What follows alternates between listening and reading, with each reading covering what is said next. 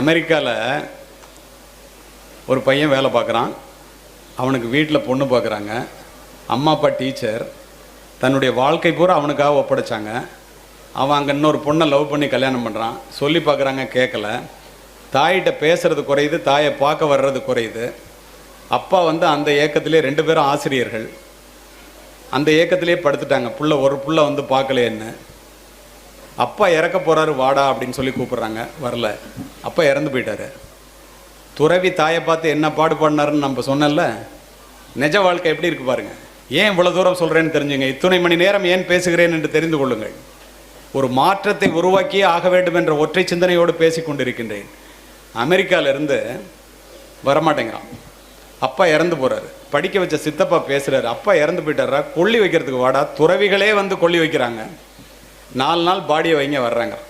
4 நாள் கழித்து வர்றான். அப்பா உயிரோட பார்க்கலன்னு அம்மாவுக்கு கோவம், பேசலை. போய் கொல்லி வைக்கிறான். 4 கோடி ரூபா பொறுமானம் உள்ள வீடு. அங்கேருந்து வந்தோன்னே தாய் பேசாமல் இருக்காங்க. அம்மாட்ட சொல்கிறான், நீ இன்னமும் இங்கே தனியாக இருக்க வேண்டாமா, அப்பா இறந்து போயிட்டார். அந்த பேதை மனம், அந்த தாய் நினைக்கின்றால் நம்மளை அமெரிக்காவுக்கு அழைச்சிட்டு போயிடுறான். பிள்ளைகளெல்லாம் பார்க்கலாம், பேர பிள்ளைய பார்க்கலாம், அமெரிக்காவை பார்க்கலான்னு. இவன் சொல்கிறான், 4 கோடி ரூபாய்க்கு வீட்டை விற்றுட்டேன், அதனால நீ வீட்டில் இருக்க முடியாது, உன்னை முதியோர் இல்லத்தில் விட்டுட்டு போகிறேங்க. அந்த தாய், தந்தை இறந்த வீடு, நான் இதிலே இருந்து செத்து போகிறேன்டா, அப்புறம் வீட்டை எடுத்துக்கிடாங்கிறாங்க.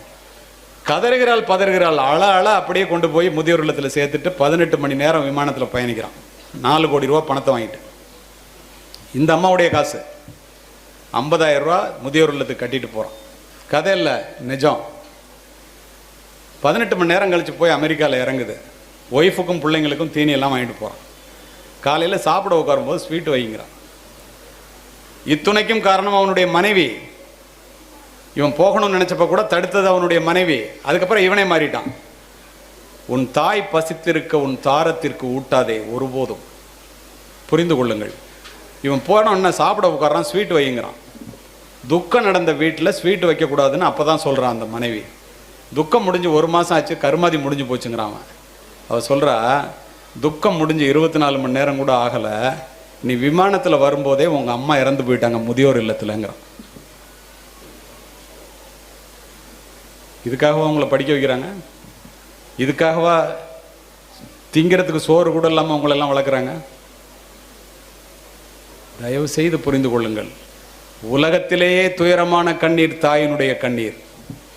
தேடி சோறு நிதந்தின்று பல சின்ன சிறு கதைகள் பேசி மனம் வாடி துன்பமிக உழன்று பிறர் வாட பல செயல்கள் செய்து நரை கூடி கிளப்பருவம் எய்தி கொடும் கூற்றுக்கு இறையென பின் மாயும் பல வேடிக்கை மனிதரைப் போல் நான் வீழ்வேன் என்று நினைத்தாய்.